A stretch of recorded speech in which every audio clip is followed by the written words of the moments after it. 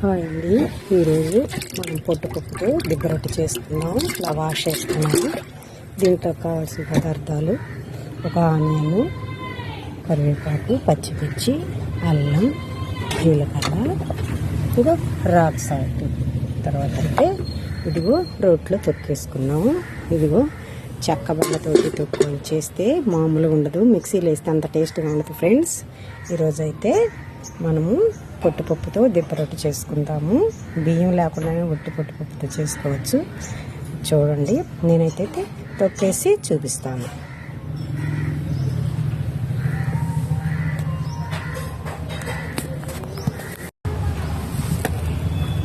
నేనైతే ఇలా తొక్కేస్తా ఉన్నాను.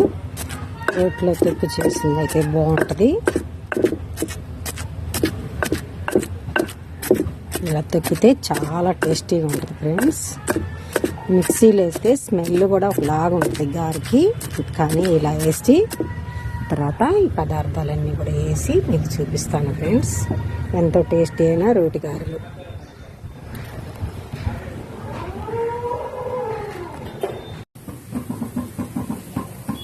ఇలా పెనం మీద పెట్టేసుకొని లైట్గా సిమ్లో పెట్టేసుకొని ఇలా మనం ఇదంతా తట్టేసుకొని ఇట్లా పెట్టేసాము. కొంచెం ఆగితే పచ్చిగానే ఉంది, కొంచెం ఆగి చూసేసుకున్నాం ఫ్రెండ్స్. రోటి మినపప్పుతో ఇవన్నీ ఇంగ్రీడియంట్స్ అంటే వేసేసి పచ్చిమిర్చి, అల్లం, కరివేపాకు, జీలకర్ర, పెద్ద ఉల్లేసి చేసుకుంటే ఎంతో హెల్తీ. విత్ ఆయిల్ కాదు, వితౌట్ ఆయిల్. లైట్గా కొంచెం పెను కాలేటప్పుడు కొంచెం ఇదిగో వేసాక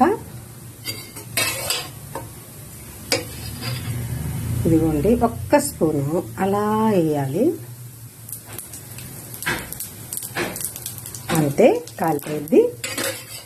కొంచెం సిమ్లోనే పెట్టేసుకొని ఇలాగ లైట్ సిమ్లో పెట్టేసుకొని తర్వాత అయితే వేసుకొని చూసేసుకున్నాం.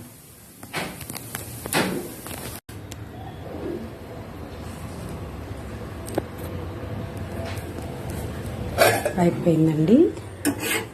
ఇంకో తీసి ప్లేట్లు వేసుకొని మళ్ళీ అయితే చూసేసుకుందాం. అయిపోయింది. ఇప్పుడైతే మనం కారంతో ఇంకో ఇలా గార్నిష్ చేసేసుకొని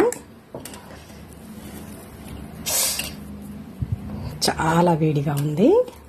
ఇప్పుడు లైటింగ్ తక్కువైంది కొంచెం వీడియోకి, కానీ మీరు తప్పక చూడండి, లైక్ చేయండి, కామెంట్ పెట్టండి. చాలా సూపర్గా ఉంది. మీరు ట్రై చేయండి, లైక్ చేయండి, కామెంట్ పెట్టండి, నన్ను సబ్స్క్రైబ్ చేయండి. ఎంతో రుచికరమైన లైట్ ఆయిల్తో పొట్టు మినపప్పు కావాల్సిన పదార్థాలన్నీ వేసి ఇలా దిబ్బ రొట్టె చేసుకుంటే చాలా ఆరోగ్యం ఫ్రెండ్స్. ఉదయాన్నే మీరు లైక్ చేయండి, కామెంట్ పెట్టండి, నన్ను సబ్స్క్రైబ్ కూడా చేయండి.